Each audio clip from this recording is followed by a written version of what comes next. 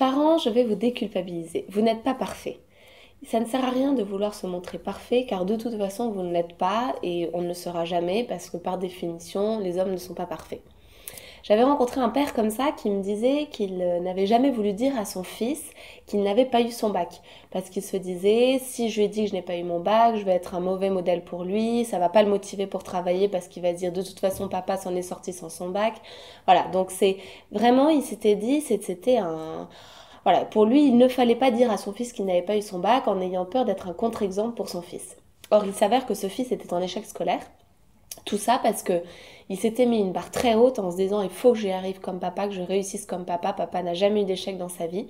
Du coup, lui s'était mis une barre tellement haute que ne pouvant l'atteindre, il s'était mis volontairement en échec scolaire. Alors tout ça est inconscient, mais en fait, voilà, volontairement, il s'était mis en échec scolaire pour se dire, bah de toute façon, moi, je peux pas être comme papa et un peu comme, voilà, désespéré. Donc, on a travaillé et ce père a réussi finalement à lui dire qu'il n'avait pas eu son bac et vous pouvez pas imaginer à quel point l'enfant a été soulagé de savoir ça.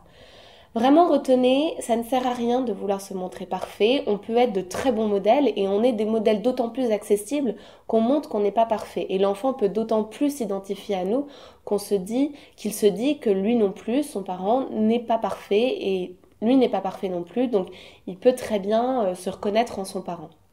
Donc parlez en vérité à vos enfants, ne vous cachez pas et surtout à vous-même ne vous mettez pas la barre trop haute parce qu'à vouloir être parfait ça peut être difficile.